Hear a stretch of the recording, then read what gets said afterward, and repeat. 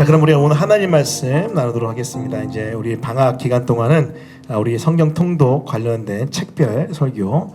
근데 이제 책별이라 하기는 이제 너무 이제 진도가 이렇게 덩어리채로 나가기 때문에 이제 앞으로는 아마도 뭐 오늘 말씀처럼 에레미야, 에스겔 같이 묶어서, 다음 주는 뭐 소선지서 같이 묶어서, 그 다음 주는 뭐 마태, 마가 뭐 이런 식으로 묶어서 진행될 것 같습니다. 우리 기억하시고 함께 은혜 누렸으면 좋겠습니다. 오늘 말씀 에레미야 31장 31절부터 34절, 에스겔 36장 26절부터 27절 말씀입니다.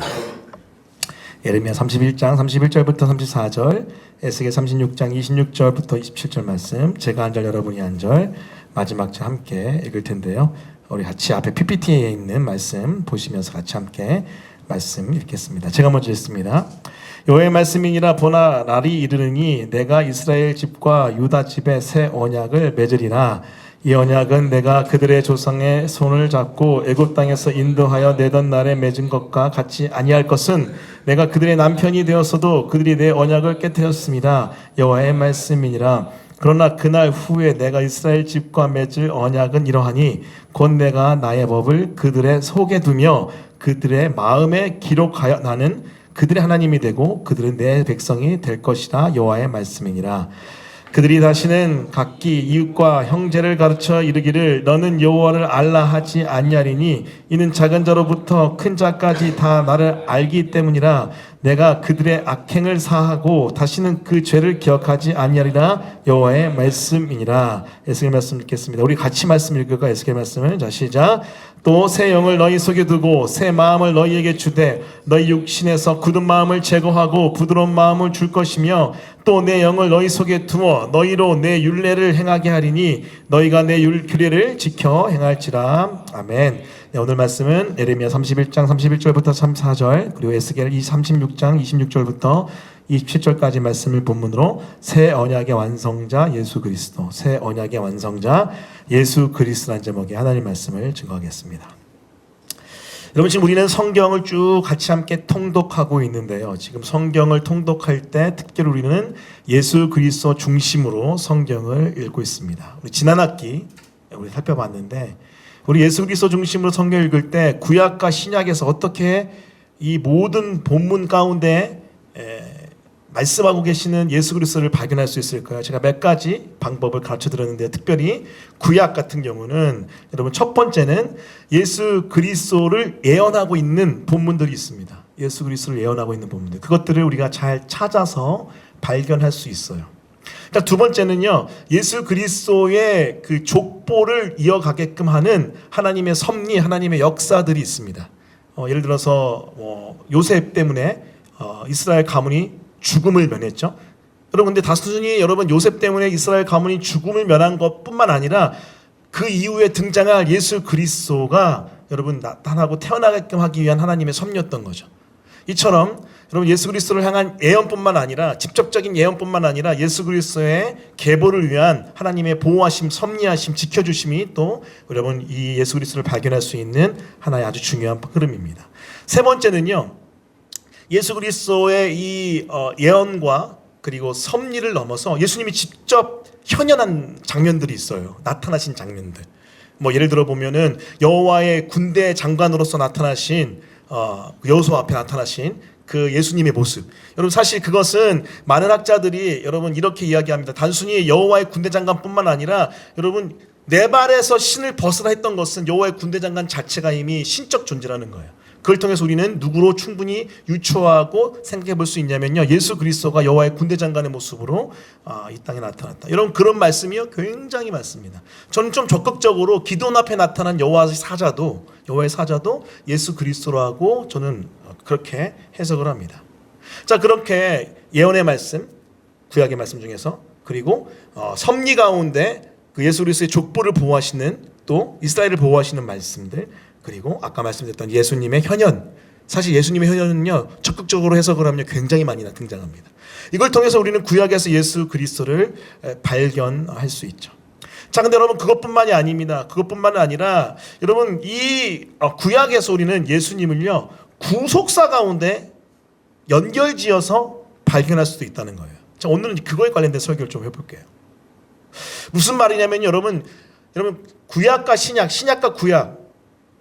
여러분 이 구약과 신약이라는 말 자체가 무슨 뜻이죠? 구약, 옛 언약이고 신약은 새로운 언약이잖아요. 여러분 이 말의 의미가 도대체 성경에서 여러분 구약과 신약의 이 단어를 쓴 의도가 무엇일까요? 의미가 무엇일까요? 그것은 바로 구약과 신약이 다 언약이라는 것입니다. 언약. 그렇기 때문에 여러분 많은 학자들이 또 목회자들이 구약과 신약을 언약의 역사라 이렇게 얘기합니다. 따라해 보겠습니다. 언약사. 다시 한번 언약사. 이 언약의 흐름, 언약의 역사가 이 구약과 신약의 역사인데요. 그 중에서 또 여러분 이 구약을 해석해 나갈 때 이 구약의 역사 흐름을 언약사 중에서도 신명기적인 역사관으로 해석하는 경우가 있습니다. 이 좀 어렵나요? 그다음 페이지 보여주시면은 신명기적인 역사관이란 건 뭐냐면은 보통 여호수아 사사기, 사무엘 상하, 열왕기 상하의 말씀을 신명기적 역사관으로 언약의 흐름을 가지고 있다라고 설명을 합니다. 이게 뭐냐면 여러분 창세기, 출애굽기, 레위기, 민수기, 신명기를 쓴 이 모세오경의 저자 모세가 이스라엘 백성과 함께 모압산에서 언약을 맺습니다. 하나님 앞에서 언약을 갱신하며 언약을 맺는데 그 언약의 내용이 신명기서에 담겨 있거든요. 특히 신명기서 28장 맞습니다. 그 다음 페이지 보여주시겠어요? 28장 1절부터 6절인데 제가 한번 읽어볼게요. 여러분 이건 굉장히 중요한 관점입니다. 한번 잘 들어보세요. 내가 내 하나님 여호와의 말씀을 삼가 듣고 내가 오늘 내게 명령하는 그의 모든 명령을 지켜 행하면 내 하나님 여호와께서 내게 너를 세계 모든 민족 위에 뛰어나게 하실 것이라. 내가 내 하나님 여호와의 말씀을 청정하면 이 모든 복이 내게 임하여 내게 이르리니 성읍에서도 복을 받고 들에서도 복을 받을 것이며 내 몸의 자녀와 내 토지의 소산과 내 짐승의 새끼와 소와 양의 새끼가 복을 받을 것이며 내 광주리와 떡반죽 그릇이 복을 받을 것이며 내가 들어와도 복을 받고 나가도 복을 받을 것이니라. 여러분 너무나 유명한 말씀이죠. 특히 1절 말씀 그리고 6절 말씀 많이 알려진 말씀이죠. 하나님의 말씀 삼가 새겨 듣고 지켜 행하면 복 받는다는 거예요. 들어와도 복을 받고 나가도 복을 받는, 나 혼자뿐만 아니라 온 가족, 내 주변에 있는 모든 것들이 복을 받는 역사가 바로 신명기에 있는 말씀의 축복입니다. 축복, blessing. 자, 근데 blessing만 있는 게 아니에요. 여호와의 말씀을 삼가 듣고 명령하는 모든 명령을 지켜 행하면 이렇게 되지만 지키지 않으면 어떻게 되죠? 그 다음 말씀 보여주시겠어요? 28장에 있는 말씀인데 특별히 제가 그 중에서 20절부터 22절을 가져왔어요. 이 말씀 한번 같이 읽어볼까요? 여러분 같이 읽겠습니다. 시작. 내가 악을 행하여 그를 잊음으로 내 손으로 하는 모든 일에 여호와께서 저주와 혼란과 책망을 내리사 망하며 속히 파멸하게 하실 것이며 여호와께서 내 몸에 연병이 들게 하사 내가 들어가 차지할 땅에서 마침내 너를 멸할 것이며 여호와께서 연병과 염증과 학질과 한재와 풍재와 썩는 재앙으로 너를 치시리니 이 재앙들이 너를 따라서 너를 진멸하게 할 것이라. 여러분 이 말씀 말고도 그 이후에 60몇 절 동안 계속해서 저주가 등장합니다.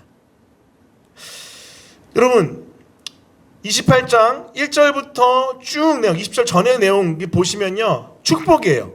하지만 20절부터 그 이후에 40여 절 동안 저주의 말씀이 등장합니다. 이게 무슨 말이냐면요 하나님의 약속이 이거예요. 뭐냐면 하나님의 말씀을 지켜 행하면 복이 있지만 그것을 어길 때에는 저주가 임한다. 근데 그 저주가 아주 구체적으로, 축복도 아주 구체적으로 등장하죠. 그 가운데 그 전 페이지 보여주시겠어요? 그 전 페이지. 그건 뭐냐면 하나님의 약속의 말씀을 언약을 어기면 범죄하면은 징계받습니다. 철저한 징계를 받아요. 그 가운데 이스라엘 백성이 회개하면은 하나님이 구원을 베푸십니다. 또다시 범죄하면은 징계받는데 그 가운데 회개하면은 구원을 얻어요. 이게 바로 여호수아 사사기 또 사무엘 상하 열왕기 상하에 나와 있는 이스라엘 백성의 아주 중요한 역사의 흐름입니다. 자, 그런데 정말로 놀랍도록 신명기에 있는 말씀 언약 그대로 이루어져요. 심지어 여러분 이스라엘 백성이 나중에 디아스포라 되잖아요. 다 예언되어 있어요. 아주 구체적으로 예언되어 있어요. 그게 바로 신명기적 역사관입니다. 어떤 학자들은 이것을 선지자적인 관점이다라고 표현을 하죠.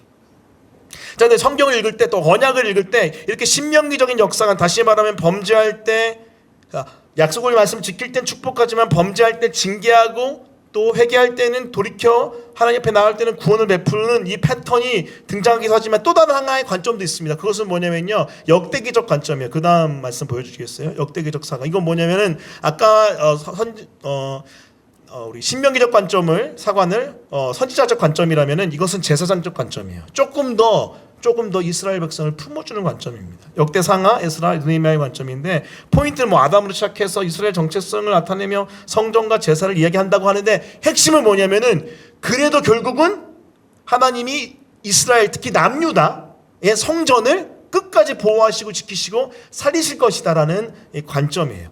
아까는 조금 더 선지자적이지만 지금은 좀 더 제사장적인 관점이죠. 그 다음 말씀 볼까요? 이 해당되는 말씀이 역대하 36장 22절 23절 말씀입니다. 한번 같이 여러분 큰 목소리 읽어볼게요. 자, 시작. 바사의 고레스 왕 원년에 여호와께서 에레미야의 입으로 하신 말씀을 이루시려고 여호와께서 바사의 고레스 왕의 마음을 감동시키심에 그가 온 나라에 공포도 하고 조소도 내려리되 바사 왕 고레스가 이같이 말하노니 하늘의 신 여호와께서 세상 만국을 내게 주셨고 나에게 명령하 유다 예루살렘의 성전을 건축하라 하셨나니 너희 중에 그의 백성된 자는 다 올라갈지라 너희 하나님 여호와께서 함께 하시기를 원하노라 하였더라. 여러분 아까 말씀드렸던 신명기적 역사관에서는 계속해서 축복과 저주, 징계, 회개, 구원 이 패턴이라면은 여러분 그거보다 조금 더 여러분 넉넉하고 좀 부드러운 관점이 바로 제사장적인 관점인 역대기의 관점입니다. 마지막 뭐라고 그럽니까? 그냥 망하였다로 끝나는 게 아니고 희망을 보여주면서 끝나는 게 바로 역대기의 관점이에요. 자, 그런데 여러분 중요한 게 뭐냐면 이렇게 선지적인 관점이든 제사장적인 관점이든 중요한 건 뭐냐면요. 중요한 거는 이스라엘 백성이 그럼에도 불구하고 뭐예요? 계속해서 범죄했다는 거예요. 끝까지 범죄했습니다. 끝까지 범죄했어요. 이게 중요한 관점이에요. 끝까지 언약을 파괴했고 끝까지 하나님의 말씀을 저버렸습니다. 그 결과가 무엇입니까?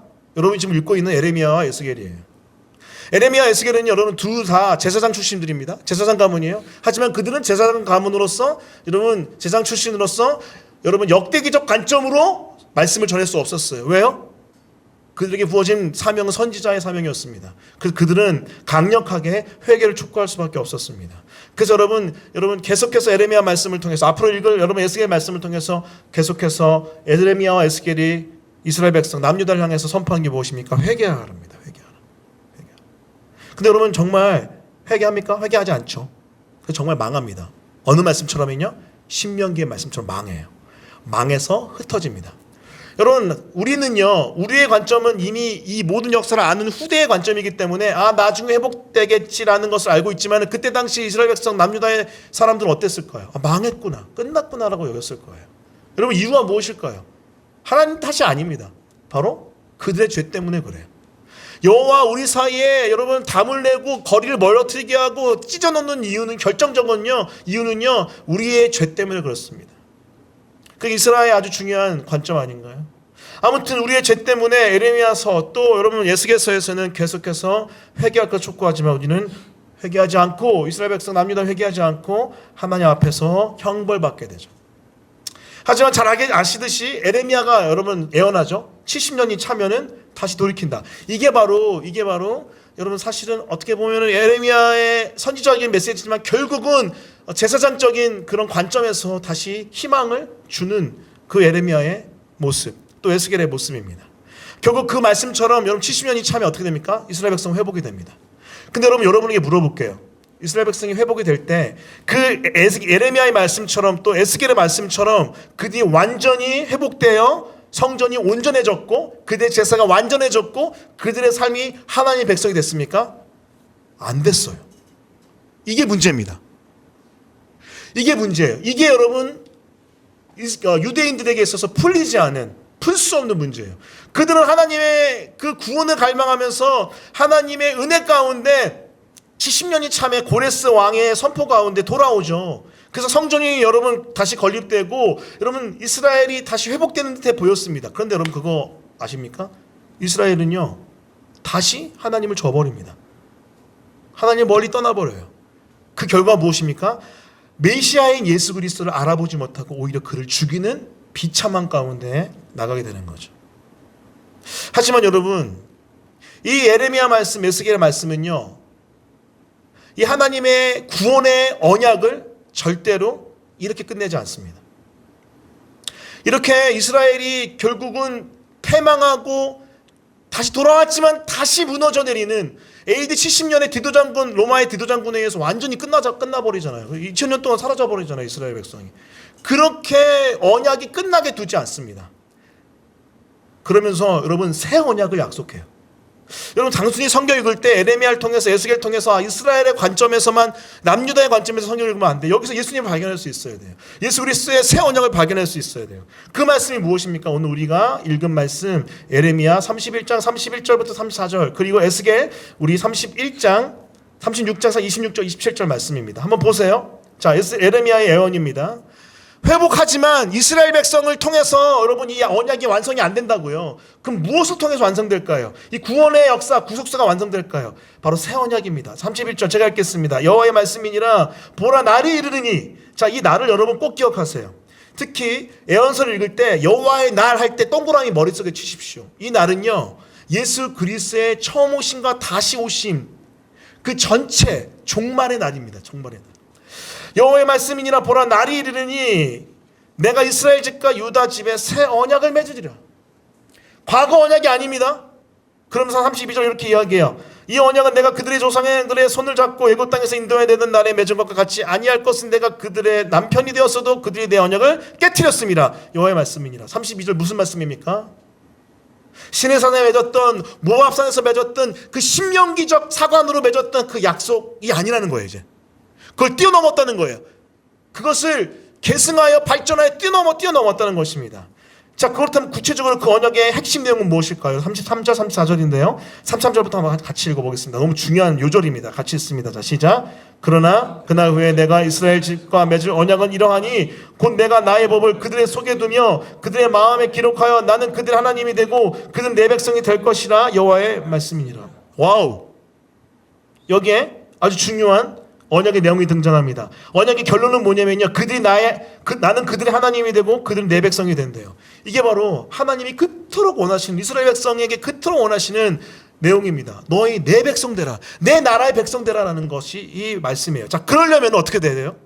그러려면요. 약속을 지켜야 돼요. 자, 여러분 잘 보세요. 우리가 은혜 너무 중요한데 여러분 하지만 좀 더 구체적으로 들여다볼게요. 하나님 백성의 정말 중요한 표징과 모습은요. 하나님 약속을 지키는 겁니다. 언약을 지켜야 돼요. 계명을 지켜야 됩니다. 못 지키니까 하나님이 징계했어요. 심판했어요. 그 가운데 회개하고 구원받았어요. 근데 또 못 지켰어요. 그 계속 반복돼요. 왜 반복될까요? 그럼 왜 반복될까요? 이유는 그렇습니다. 그들의 삶으로는 불가능한 내면의 죄성 때문에 그렇습니다.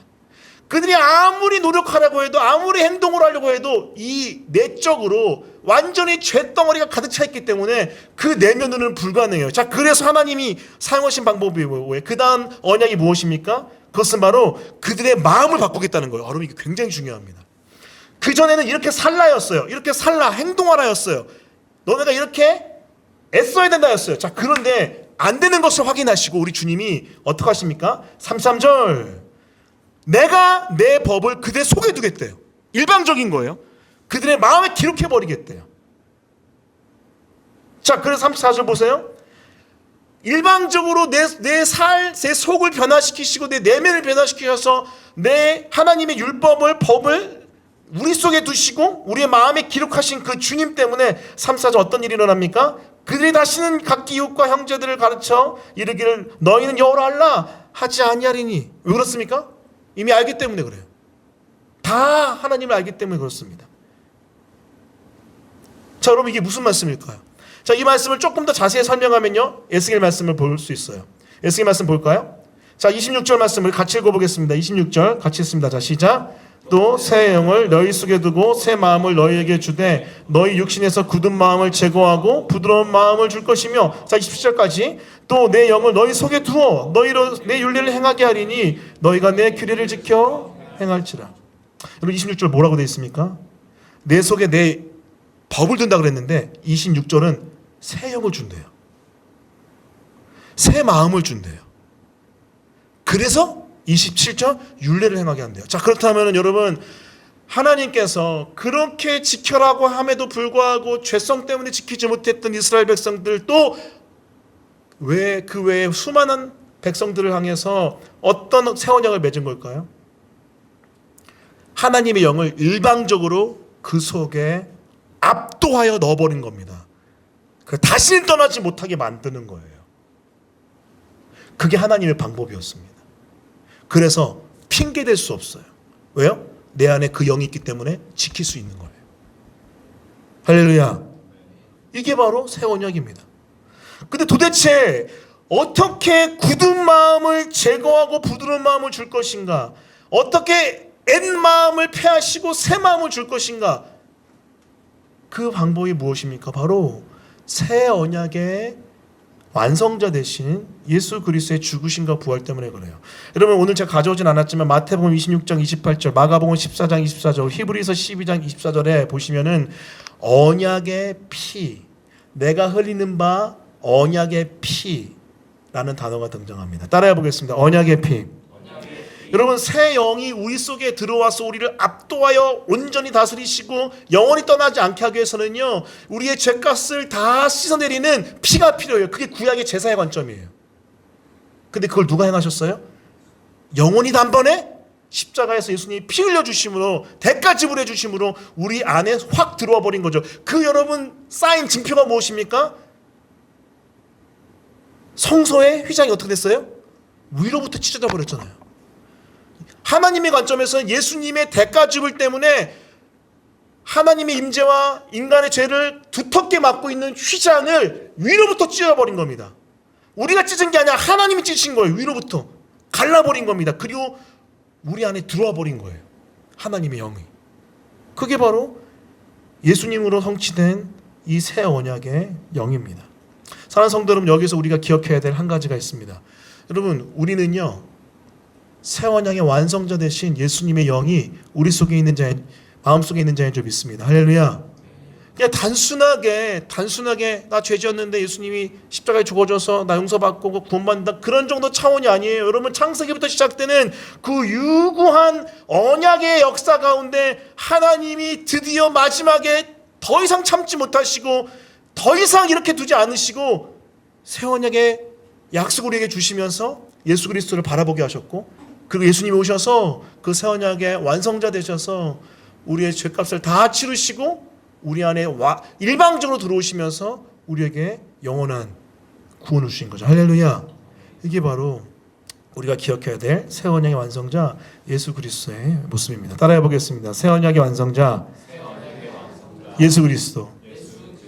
자, 그렇다면 여러분 우리가 이 새 언약의 완성자 되신 예수 그리스도를 향한 믿음이 있는 자로서 어떻게 우리는 그 은혜를 누리며 살아야 될까요? 여러분 두 가지 포인트만 짧게 말씀드릴게요. 첫 번째는요, 우리가 은혜로 거룩하여졌음에 감사하십시오. 따라해 보겠습니다. 은혜로 거룩하여졌음에 감사하라. 자, 오늘 말씀 예레미야 말씀 다시 볼게요. 예레미야 말씀 33절 34절 말씀, 31장 33, 34 제가 읽겠습니다. 보세요. 그러나 그날 후에 내가 이스라엘 집과 맺은 언약은 이러하니 곧 내가 나의 법을 그들의 속에 두며 그들의 마음에 기록하여 나는 그들의 하나님이 되고 그들은 내 백성이 될 것이라 여호와의 말씀이니라. 여러분 이스라엘 백성 남유다가 한 게 있습니까? 없습니다. 여기서는 일방적인 기록이고 일방적인 둠이에요. 그 가운데 34절 어떻습니까? 그들이 다시는 각기 이웃과 형제를 가르쳐 이르기를 너는 여호와를 알라 하지 아니하리니 이는 작은 자로부터 큰 자까지 다 나를 알기 때문이라. 내가 애써야지 아는 게 아니라 알아줘 버린 거예요. 자, 그리고 그 다음 내가 그들의 악행을 사고 다시는 그들의 죄를 기억하지 아니하리니. 어떻습니까? 우리의 죄가 있지만 그 죄를 용서하신 하나님의 일방적인 은혜가 있다는 겁니다. 여러분 기억하십시오. 우리는 우리가 어떠해서 구원받은 것이 아니고 우리가 어떠해서 거룩해진 것이 아니라 하나님이 일방적으로 은혜를 주셔서 거룩해진 줄 믿습니다. 할렐루야. 이게 바로 아주 중요한 은혜로 거룩하셨음을 감사해야 되는 거예요. 지금 여러분 기독교에 여러 가지 중요한 메시지들이 많이 증거됩니다. 근데 우리가 좀 주의해야 될 게 뭐냐면요, 이렇게 하라 저렇게 하라 중요해요. 이렇게 살라 저렇게 살라 중요합니다. 제가 조금 이따 또 그 비슷한 메시지 나눌 거예요. 그런데 더 중요한 건 뭐냐면요, 우리는 은혜로 이미 거룩해졌습니다. 할렐루야. 은혜로 그 거룩의 영이신 성령님이 우리 안에 찾아 들어와서 이미 우리는 그 영이 떠나지 않는 거룩한 자예요. 그래서 여러분 그 지저분하고 타락한 고린도 교회를 향해서 여러분 바울이 뭐라 그러죠? 성도라고 그러죠. 성도. 거룩한 무리라고 그러지 않습니까? 이미 거룩해졌다라고 선포하지 않습니까? 아이러니한 메시지죠. 하지만 그게 사실이에요. 우리의 의로 거룩해진 게 아니라 우리의 어떤 으로 거룩해진 게 아니라 하나님의 은혜로 그 일방적인 찾아와 주신 안아주심 기록해 주심으로 말미암아 우리 안에 이미 법이 새겨져 있어요. 우리는 그 법대로 움직이게끔 돼 있는 거예요. 그래서 우리는 은혜로 거룩해졌음을 감사할 수 있어야 됩니다. 자, 근데 여러분 그것을 넘어서 두 번째 포인트 잠시 또 나눌게요. 두 번째 포인트는 은혜로 거룩해진 것을 지켜야 됩니다. 우리 오늘 말씀 에스겔 36장 우리 27절 말씀 한번 볼까요? 27절 말씀 같이 읽겠습니다. 자, 시작. 또 내 영을 너희 속에 두어 너희로 내 율례를 행하게 하리니 너희가 내 규례를 지켜 행할지라. 여러분 이게 중요합니다. 아까 전에는 제가 은혜를 강조했어요. 또 하나님의 거룩해 주심을 강조했어요. 하나님의 열심을 강조했어요. 자, 그런데 그렇다 그래서 아무렇게나 살아라가 아니란 거예요. 무엇입니까? 또 내가 내 영을 너희 속에 두어 너희로 내 율례를 행하게 하랬대요. 너희가 내 규례를 지켜 행할지래. 이해하셨습니까? 내가 구원받았기 때문에 나는 의로워졌기 때문에 나는 아무렇게나 살아도 된다가 아니라 그 구원의 목적이 뭐예요? 구원의 목적은 내 안에 오신 그 율법의 하나님의 계명의 완성자 되신 그 영을 따라 그 율법을 지키는 것이 그 약속의 말씀을 지키는 것이 하나님의 구원의 목적이라는 거죠. 우리가 착각하면 안 되는 게 뭐냐면 자꾸만 우리는 칭의받았기 때문에 자유하다고 얘기합니다. 맞습니다. 우리는 구원을 은혜로 받았기 때문에 칭의로 받았기 때문에 자유합니다. 하지만 여러분 칭의의 목적이 있어요. 칭의의 목적은 성화입니다. 따라해 보겠습니다. 칭의의 목적은 성화이다. 여러분 그 말씀이 여기서도 증명되는 거 아닙니까? 또 내가 내 영을 너희 속에 두어서 구원 받았잖아요. 자, 그런데 여러분 그 다음에 뭐예요? 두어. 그 다음 뭐라고 됐습니까? 율례를 행하게 하게. 너희가 내 규를 지켜 행할지라. 그게 주님의 말씀인 거죠. 여러분 이 말씀은 우리가 기억해야 할 아주 중요한 그리스도인의 삶의 원칙입니다. 여러분 제가 신앙생활 하다 보니까요. 최근에 어떤 제 제자 중에 목회자가 된 분이 있는데 대화하다가 이제 그 목회자랑 이런 얘기했어요. 균형이란 게 너무 중요한 것 같다. 한쪽으로 치우치지 않은 균형 감각. 어떨 때는 너무 열심히 사역하는 게 아름다워 보이긴 하지만은 균형을 잃어버렸을 때 그 너무 열심히 하는 사역이 사실은 나의 건강과 그리고 내 가정을 파괴할 수도 있고 또 때로는 나의 건강을 챙기며 나의 가정을 돌보는 것들이 하나님의 사역을 등한시하게 할 수 있고 이게 두 가지 중에 하나를 선택하는 게 우리의 인생의 지혜가 아니라 두 가지를 균형 있게 다 감당해내는 게 지혜인 것 같다. 이런 이제 대화를 좀 한 적이 있는데 마찬가지인 것 같아요. 우리가 여러분 칭의로 말미암아 구원을 얻었고 그 일방적인 하나님의 찾아오심을 말미암아 은혜 가운데 구원을 얻었지만은 그것을 충분히 누리고 감사하고 기뻐하지만 그와 함께 더불어서 그 목적인 거룩하고 선한 삶을 사는 것에도 우리는 애써야 될 줄 믿습니다. 할렐루야. 요즘 한국교회의 문제는 무엇입니까? 한국교회의 문제는요. 칭의를 남발하는 것 같아요. 칭의를 너무나도 그냥 남발하여 아무렇게나 사는 것을 마치 믿음이라고 생각하는 것 같아요. 여러분 요즘에 박진영 씨가 회심했다고 하죠. 그래서 엄청나게 유튜브에서 강의 사역을 하고 있습니다. 공동체를 만든 것 같아요. 대단해요. 혹시 들어보셨어요? 들어봤어요? 들어봤을 때 여러분의 소감 어떻습니까? 여러분의 평가는 어떻습니까? 내가 여러분과 대화를 해보진 않았지만 전 많은 클립을 보진 않았습니다. 몇 개 클립 봤는데 조심하셔야 될 부분이 있어요. 배경이 이제 구원파의 배경이 조금 있기 때문에 사실 좀 이렇게 많기 때문에 조심해야 돼요. 근데 거룩한 삶을 이제 강조한다고 해요. 근데 사실은 매우 조심하여 들어야 될 부분이 많습니다. 왜냐하면 구원파의 문제는 뭐죠? 구원파는 복음을 듣고 깨닫는 가운데 회심이 아니라 회심이 포인트가 있는 게 아니라 그냥 깨달아져 버린 게 아주 중요해요. 잘 들으세요. 구원파 핵심은 내가 깨달아져 버린 것. 마치 과거의 영지주의자처럼 그노시스, 어떤 영적 지혜를 내가 알게 돼서, 지식을 알게 돼서 내가 구원받아 버렸어. 그래서 깨달음이 굉장히 중요해요. 근데 여러분, 이 깨달음을 강조하는 포인트로 가다 보면은 회심이 약해질 수 있어요. 거룩한 삶이 약해질 수 있어요. 근데 여기서 헷갈리는 거는 박진영 씨는 거룩한 삶을 또 얘기한다고 하더라고요. 저는 거기는 들어보지 못했는데. 하지만 여러분, 구원파적인 복음이 요즘에 많이 횡령해 있다는 것은 사실인 것 같습니다. 거룩한 삶을 추구하지 않고 그 은혜의 방향인 거룩하고 선한 삶을 지향하지 않는 것. 그래서 한국교회가 지금 사회로부터 지탄받는 거 아닙니까? 사랑하는 성도 여러분, 우리 교회 이름은 예수 순전한 교회예요. 따라해 보겠습니다. 예수 순전한 교회. 두 가지 의미가 있어요. 오직 예수님만 바라보자라는 예수 순전함이 있고, 또 두 번째 의미는 예수님을 순전하게 따르는 영혼들에게 그 순전한 삶이 있을 것이다라는 그런 목표도 들어 있습니다. 사랑하는 성도 여러분, 우리가 은혜로 구원받았을진데 오직 예수님의 은혜 가운데 순전한 삶을 지향하는 우리 모두가 되었으면 좋겠습니다. 할렐루야. 그것이 바로 우리 안에 새 영을 주신 주님의 이유이기 때문에 그렇습니다. 오늘 말씀이 좀 신학적이었는데요, 오늘 말씀의 핵심은 새 언약의 완성자는 예수 그리스도라는 거예요.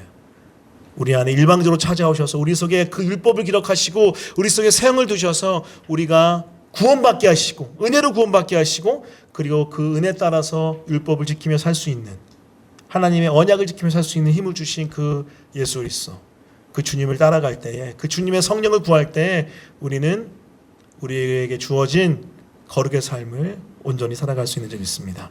그렇게 칭의와 성화의 삶을 은혜 가운데 감당하는 우리 모두가 되기를 예수 그리스도 이름으로 간절히 축원합니다. 아멘. 우리 같이 함께 말씀 기억하면서 찬양했으면 좋겠는데요, 오늘 함께 할 찬양은 이 세상을 살아가는 동안에 우리의 삶이 오직 주님을 닮아가기 원합니다. 오직 은혜 가운데 고백하겠습니다. 이 세상을 살아가는 동안, 이 세상을 살아가는 동안에 나의 힘을 의지할 수 없으니 기도하고 낙심하지 말 것을 주께서 참 소망이 되심이. 다시 한번 이 세상을 살아가는 동안에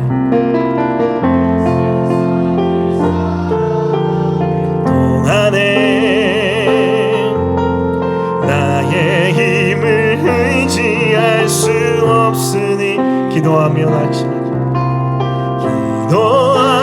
낙심하지 말 것은 주께서 참 소망이 되심이. 하나님의 꿈이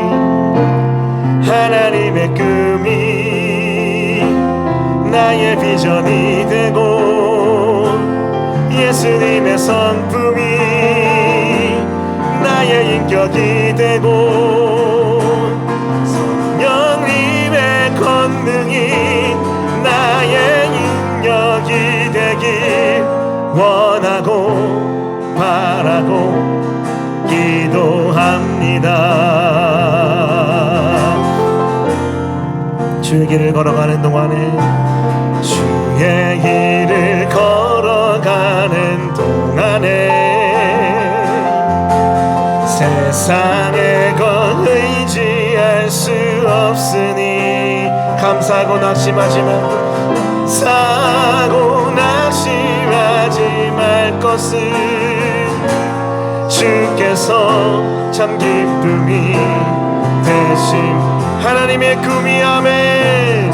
하나님의 꿈이 나의 비전이 되고, 예수님의 성품이 나의 인격이 되고, 성령님의 권능이 나의 능력이 되길 원하고 바라고. 다시 한번 하나님의 꿈이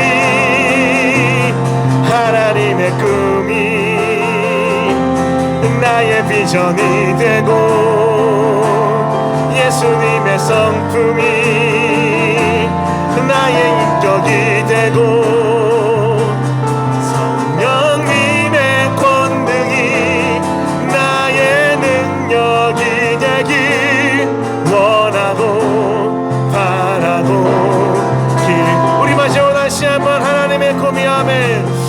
하나님의 꿈이 나의 비전이 되고 예수님의 성품이 나의 인격이 되고 성령님의 권능이 나의 능력이 되길 원하고 바라고 기도. 잠시만 통성으로 기도할 때 우리 두 가지 놓고 기도하겠습니다. 먼저 기도할 것은 새 언약의 완성자 되신 예수님, 우리가 할 수 없기에 일방적으로 우리 속에 찾아 들어오셔서 그 보혈의 능력 속에서 당신의 영을 우리 속에 영원히 두셔서 우리를 새롭게 하시고 변화시키시고 거룩해 하신 그 주님이라여 감사합니다. 우리의 어떠함이 아니라 은혜로 거룩하여졌고 은혜로 새로워졌고 은혜로 구원받았기에 너무나 감사합니다. 두 번째 기도할 것은 그 은혜로 거룩해진 것들, 우리가 그 주님의 성령을 지하여 그것들을 지키게 하여 주십시오. 내 힘으로 할 수 없기에 주의 성령 우리 안에 오셨습니다. 그 성령님을 우리가 방치하지 않게 하시고 우리가 하나님의 그 성령님을 붙들어 그 거룩하여진 것을 지켜낼 수 있도록 붙잡아 주시고 함께하여 주옵소서. 우리가 우리 칭의와 성화의 은혜를 두 가지 양날의 검을 기억하며 하나님의 은혜를 부어달라고 잘 감당하게 해달라고 주여 외치시고 말씀 기억하며 통성을 기도하겠습니다. 기도합니다. 주여